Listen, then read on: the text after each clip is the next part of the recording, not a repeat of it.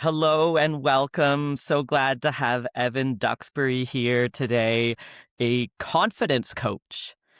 So, how did you become a confidence coach? Well, I've long been looking for my passion, like my thing that I wanted to do in life and tried a bunch of careers and never really found it.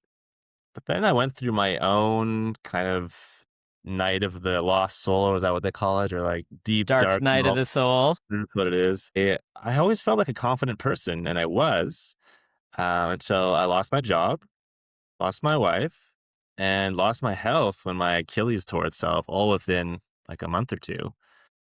And when all those things left, suddenly I realized I wasn't a confident person, that I'd been kind of holding my identity in these other pillars of things around me, but not actually in myself. So we could talk a little bit about self esteem versus confidence today. And I realized I'd always been a low self esteem person who'd been hiding or like finding confidence from achievements. And when those achievements weren't there, there was nothing left. So that was pretty terrible. But I, yeah, I guess I was kind of down, like, oh, I guess I'm just a low self esteem person. That's too bad. I guess I'll just live this way the rest of my life. But then realized, oh, I could change this. And I started to build self esteem, and it's been amazing. And so then I was like, I gotta share this with the world, tell more people about this, because I'm not the only one struggling with this. And if I can do it, anyone can do it. And like I said, it's a tremendous way to live. Huge upgrade.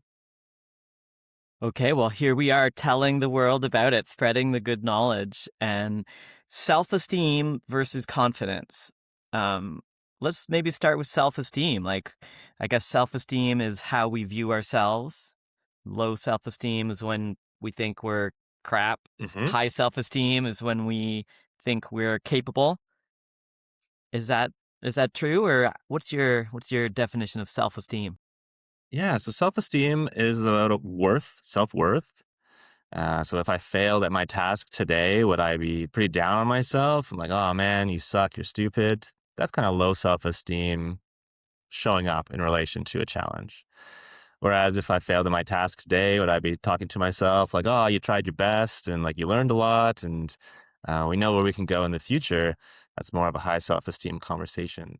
So if you're not able to see your worth after like a challenge or an obstacle that you couldn't get around, then it's probably an indication that you're struggling with low self esteem.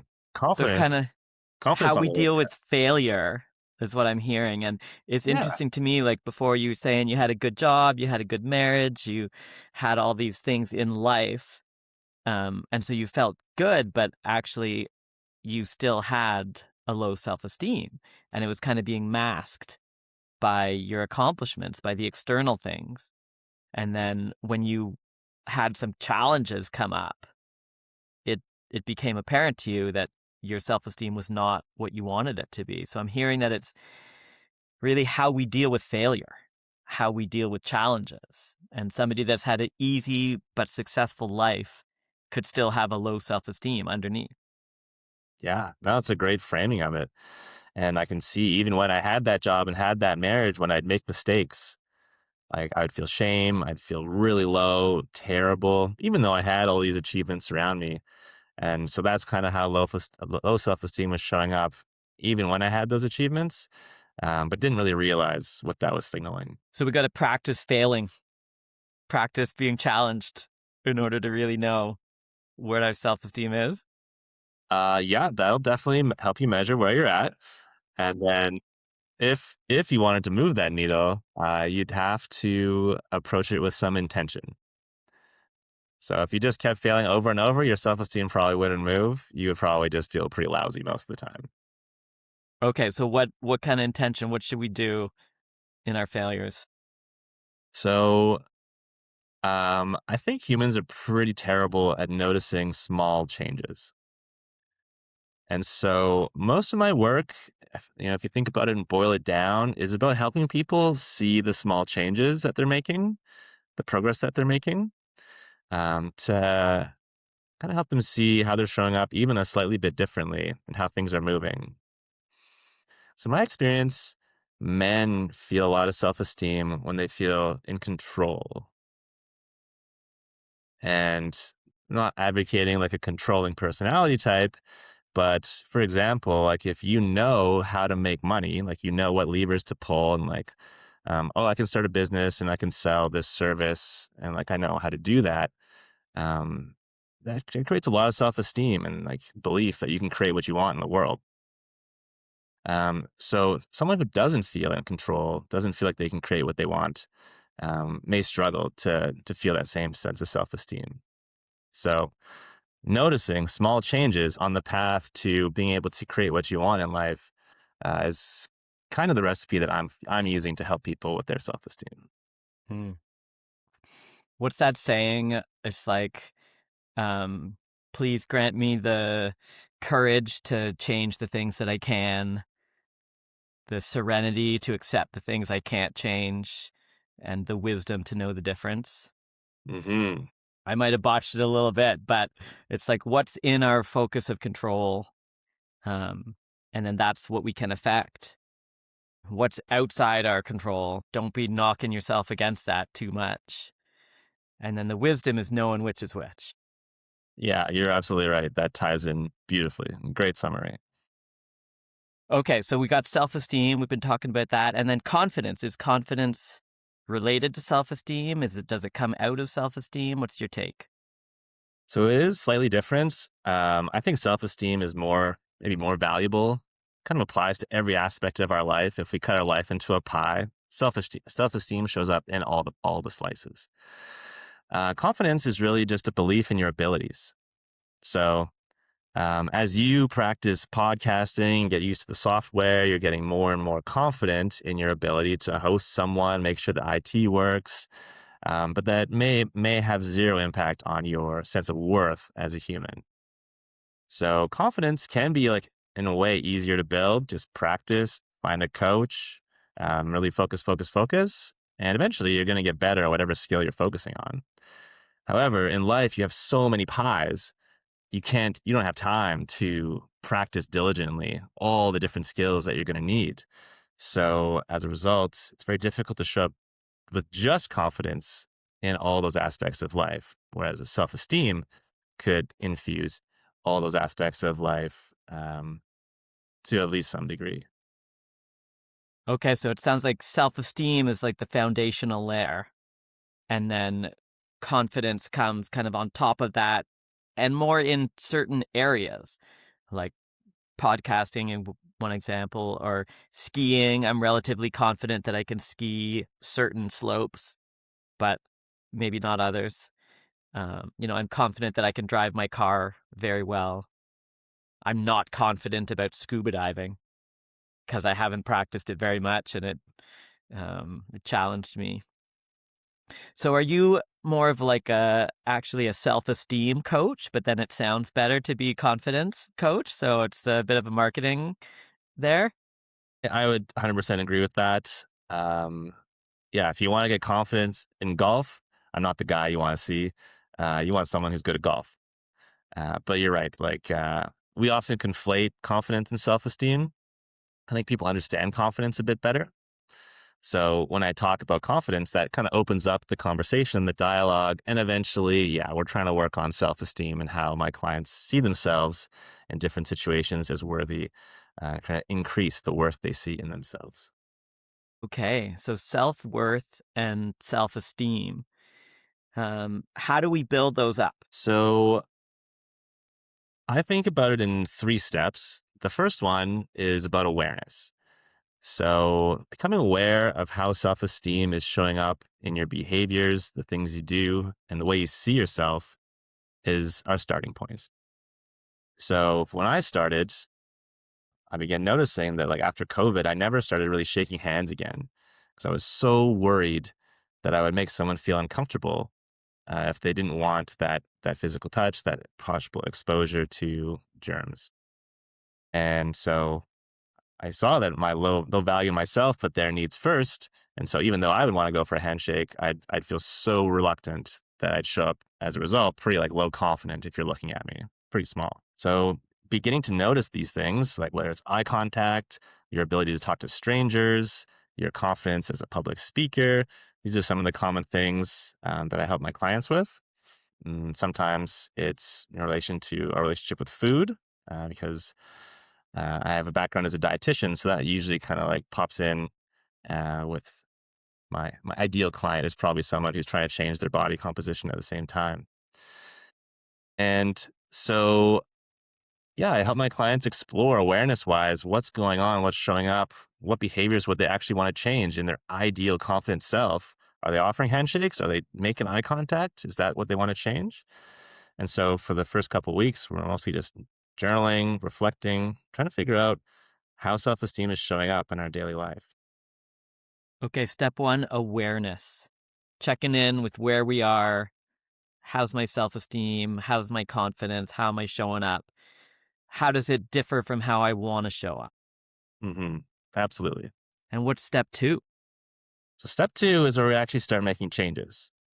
And so, for example, for me, talking to a woman on the street was very difficult. If I couldn't even shake someone's hand, like approaching a strange woman who I saw as up on a pedestal as more worthy than me, very difficult. So if I were just to start doing that, that would be too scary, not really available to me. It would be too high up. And so what I do with my clients is I create a staircase of small changes. So when I started, I said an extra sentence to the barista who serves me my coffee.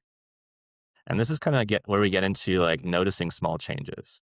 So, I was like, oh, like that sentence went pretty well. Like the barista didn't hate me. Then you get angry. Like I survived. Like, huh, okay, like I could do that. And then it progressed to like having a conversation with a stranger on the bus.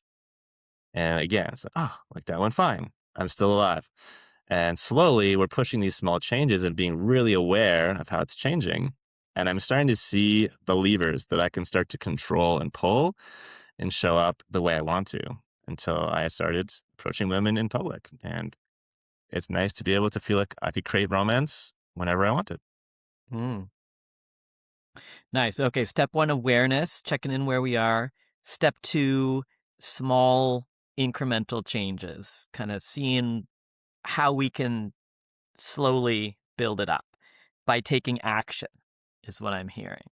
That's right. And what's step three? Step three is really a reflection on the process. So again, just a lot of like awareness of what worked. We'll probably try a bunch of different things, and reflect on where you were when we started working together. Like see how much you've changed.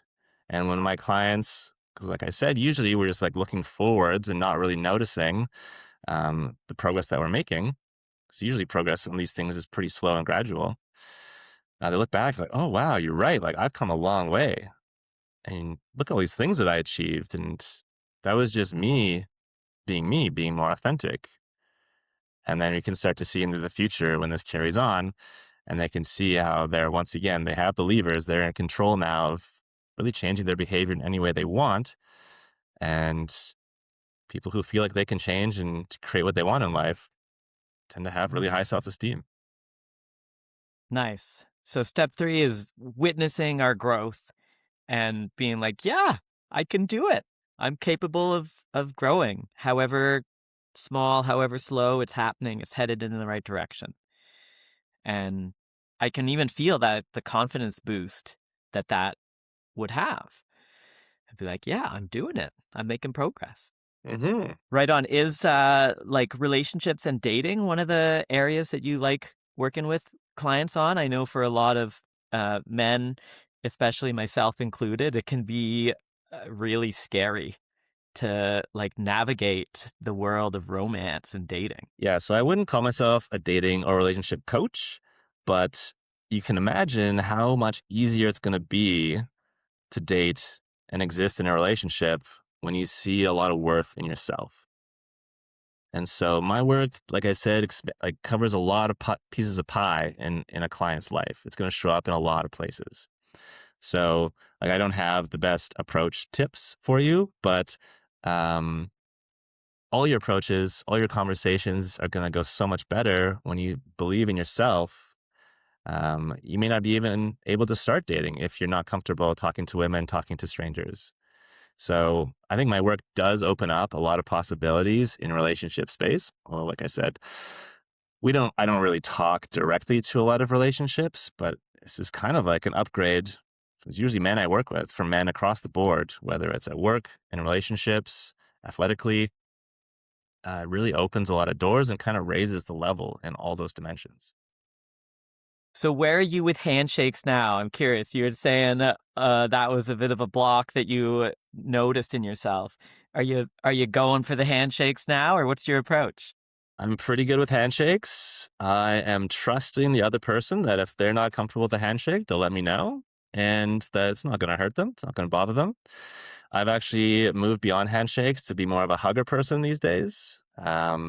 I usually will ask, like, are you interested in a hug before lunging at someone? But yeah, seeing myself worthy enough to be able to kind of ask for what I want, put my own wants and needs out there, and not really fearing the rejection or the awkwardness like the way I used to. So I do feel much more liberated when I meet people, and you can imagine as a result, people seem to resonate a lot more with the guy who's comfortable going for a hug, initiating contact, as opposed to that quiet guy over in the corner who is trying not to hurt anyone's feelings. So I went to the Party Scientists Joy Mm. party yesterday or this weekend. I know you had mentioned you've been to some in the past, and it was high energy. We were dancing, we were getting our sweat on, and there were some guys at the end who would just like launch into this big sweaty hug on me with no check in, and I was like, okay, I was like, I guess it's happening here, but um, public service announcement to all the like sweaty guys out there. If you're sweating up a storm, please check in before hugging people. People will appreciate I think that's a great tip. it. Built that relationship right away. And then, there's the hug, which I love. I'm a hugger, in the right circumstances. Yeah, when things have And dried off. yeah. Yeah. And then the fist bump, put that out there as like if you're sweaty and you want a little connect, fist bump's great. Handshake, classic. It was, I guess, in COVID there was some like elbow bumping. Hmm. That seems to have faded away. Yeah, you don't see that very often unless maybe someone's feeling sick. Get some of those when maybe someone's under the weather, which is very considerate. Yeah, I don't miss the elbow bump too much. That was kind of dark times, dark times. Dark times. Yeah. Fist bump, I love a good fist bump. There's some like vibe about it, especially for bros. Like if you don't want to hug a dude or whatever, throw that You, fist out. you got any like chest bumps going on where you just meet in the middle there? We have done chest bumps in my men's group sometimes, and it's always a lot of laughs and a lot of fun. I don't really do it out in like real life. I Yeah. don't have a lot of relationships where the chest bump is a common thing. Hmm. But next time we see each other in person, let's go for a chest bump. Right on. So, if people want to work with you, if people are interested in raising their self-esteem and their confidence, what kind of offerings do you have? Well, they can find me at stemshiftcoaching.com. And I'm on Instagram as Evan Coaches Confidence. So simple. My offerings, usually I work with clients in a 3-month program. So we'll have a coaching call every week to help, again, like just really bring awareness to all the changes and all the growth that we're seeing each week. We go through those 3 steps of awareness, behavior change, and reflection on what worked and how to continue this work even after we're done working together. And for the fine listeners of your program, if they want to use the promo code Dustin20, I'll give them 20% off the 3 months package. Nice. I appreciate that. And we'll put a link down there in the description and that promo code. And let's all raise our self-esteem and confidence. It's so interesting for me to think about self-esteem. Like I've been thinking about confidence, knowing that I was going to be talking with you today. And yeah, I want to shine a bit more light on my self-esteem for me, just to do that first step of like awareness. Um, and sometimes I'll fail and it'll be no problem, and I'll just roll forward, water off a duck's back. And then sometimes I'll fail and I'll get emotional, or I'll feel hurt, and it'll take me some time to get over that. So I'm wondering if there's certain areas of life where it's more affected me or not. One of the tools that I offer my clients, what I call a shrink audit. So we look for scan for like shrinking moments where we had an opportunity to show up big or like in our ideal self. For me, whether it was talking to women or saying something kind of risky. And then, yeah, so noticing those moments, thinking about the difference between your ideal self and how you showed up. And that's kind of like the first step. And some really useful moments to key in on is if you think about how the ideal Justin would have shown up there, and then think about, oh, I guess I kind of shrunk away because of some reason.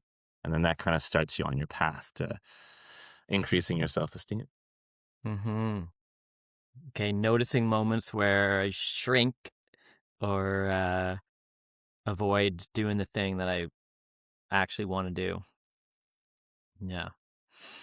Okay, and then I guess the other, maybe a different topic is if I do the thing that I want to do and then I get a bad result, Hmm. and dealing with that. Is that self-esteem? How we respond to rejection or failure? I think it ties in really closely with self esteem. So if you try something risky and you make a mistake, if you see yourself as low worth, then it's like, oh, I suck. That was stupid. I should never have done this. Never try this again. Whereas someone with high self-esteem is like, you know what? That person didn't respond well or the way that I hoped, but that's on them. Like they own their own reactions and I can't control that, which is where it's nice to disconnect yourself from control in that instance. Um, and look at all the positives. I've never done this before. I feel great that I was brave enough to try this thing. I learned a lot, and you can hear the difference in those dialogues that are running internally with our inner critic. Nice. Anything happen in your life lately that has like a self-esteem or a confidence story to it that's stuck in your mind? Yeah, so recently I've been working on a board game with my best friend for the past 9 years. And I've always looked up to this guy. He's a little bit older than me. When I first met him, he was like far ahead in his career, really smart guy. And I've always been really insecure. I never really noticed until recently, but really insecure about my contributions to this board game. So I was also very scared to be authentic with him when I was upset. I didn't want to pull us into conflict or hurt the friendship. And so what that showed up as is like passive aggression, defensiveness, and kind of slowing down things, trying to tear down his achievements to like make sure that my achievements were like looking good enough. And so the other day, I finally like tapped into this and had the confidence and self-esteem to share this with him and say like, I've been feeling insecure for the past 9 years. I'm showing up, defensiveness and um, what did I say? Defensiveness and passive aggression. And it's because I didn't feel confident or I didn't have the self esteem that our relationship would be okay if I was authentic with you, angry with you at times, critical at times. Instead, I buried those to protect our friendship and just left what you've been experiencing. And so I can see how my own transformation this past couple of years with self-esteem and confidence allowed me to have that conversation. I would never have shared that. The old Evan would not have shared that. And, he responded beautifully. He's like, thank you so much for sharing this. This explains so much. Didn't understand why my best friend and I were always in these like terrible experiences through this board game. And I think it's really opened up like a new chapter in our working relationship as we launch this board game a couple of months from now on Kickstarter. I think we're both feeling like energized and excited, whereas before it was like painfully pulling us to the finish line. because of our dynamic between us. So self-esteem Wow. really bailed me out, bailed us out here. Amazing that you were collaborating for so many years So in long. this pattern. Mhm. And, you know, kudos to you for noticing it and changing it. What's the board game, by the way? I'm a big gamer myself. So it's an escape room board game. So we struggled with escape room board games because the story was always not really closely aligned with the puzzles. It didn't make sense why you were looking for ice cream cones in the pyramids. And so we were like, oh, we should just build a comic book and stick the puzzles into the comic book so that the comic delivers a really strong narrative. And you can see when your guys are running into obstacles, you can solve the puzzles in the box and you know exactly why you're doing these things. So super smart idea. Actually, took us forever because it's really complicated and difficult to do. So looking back, if we'd known, probably never would have done it. Um, but yeah, so we have like the Cadillac version of an escape room board game coming out on Kickstarter. You're escaping an alien ship, saving the world, of course. And I've tried making board games before, and it's hard to make them fun. This one's really fun, so we're really excited about this. Cool. So it's like an escape room that you can play at home with your friends. Exactly. Nice. Is it a one-shot deal or can you replay it? So nothing's destroyed. You can repackage, but once you know the story, just like reading a book or a movie, you're probably not going to want to play it again. But you can pass it on to a friend or family member so they can have a fun experience as well. Okay, cool. I hope to check it out when it comes out. So it's going on Kickstarter and then going to be available next year or something. We don't quite know the timeline for fulfillment on the Kickstarter, but if it's finished by April, it'll probably take us a couple of months to get copies out to people. It's all designed and finished, so the prototypes are already circulating around the world. So we don't have any more design work to do. It'll just be really just shipping. So it should be pretty quick. Cool. Congratulations. Thank you so much. Um, Maybe bringing it back to self-esteem, confidence for a little bit. Hmm. Uh, so step one, awareness. Step two, small changes, small actions. Step three, reflection. What happens if the small changes go badly? Hmm. Well, one result could be that my client wasn't able to bring themselves to do the action. So let's say, oh, I just couldn't say that extra sentence to the barista. I had too much resistance, too much fear. And that's a signal that we just need to look for a baby step, a babier step in between.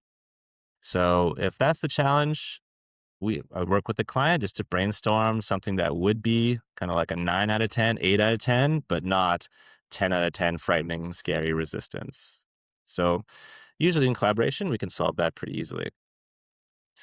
I suppose another example could be that they try something and they damage a relationship or offend someone. I've never actually had that experience with a client. Usually these baby steps are very safe, very innocuous.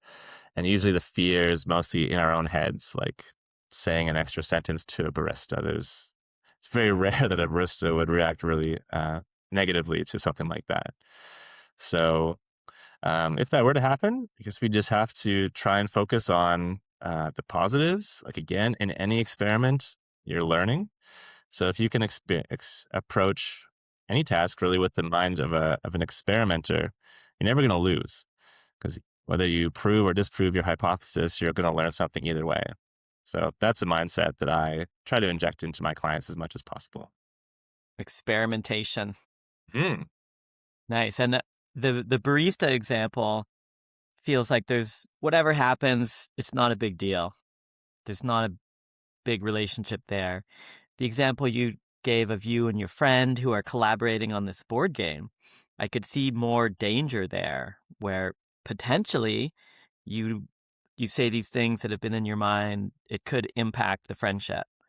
Uh, but I guess you worked your way up to that. You did a lot of small steps. You gained more confidence in your ability to communicate yourself. before taking it into that friendship. Is that the case? Definitely a lot of small steps. Even with my partner, like this board game partner, I took small steps with him as well. A couple weeks earlier sent an email to him just expressing that, hey, I was surprised that you didn't do this thing. And something that I would not have done could invite conflict potentially. And he responded really well. So I was kind of testing the waters in a way. And so I guess like subconsciously, I was taking a baby step approach with this process as well. And so after that went well, I felt empowered and safe to take a bigger step with what I shared with him more recently. Nice. So even within a relationship, there can be baby steps. And I like that, kind of seeing how people respond. Um, when we Absolutely. change ourselves, it can feel like the world changes in response. Yeah, it's true. And it's amazing what opens up to you when your worth in yourself is high. People love people who are high self worth, high self esteem. So, yeah, whether it's relationships that are already in your life that could improve, meeting new people, promotions. I have clients sometimes who are getting overlooked for promotions. And they tell me that the feedback they're getting is that it's an optics problem, that when they're in the room, they're not really noticed. Like no one really sees them as the leader or the person they want to put into that position. And that often can be connected to low self esteem, not connecting with people, filtering things. And so, yeah, you're absolutely right. When you change, the whole world around you could change. And what I like to think about is like who is it who's creating the most beautiful things in the world? It's the people who have the confidence, the self-esteem to take a risk, to invite people into something, to create something. So confident people create the most beautiful things, and that's really what I like to unlock in my communities. That's beautiful, man. Thank you so much for joining us here. And may we all experience more self esteem, self confidence this year. Thanks so much for having me, Dustin. Great to connect with you, and looking forward to that chest bump.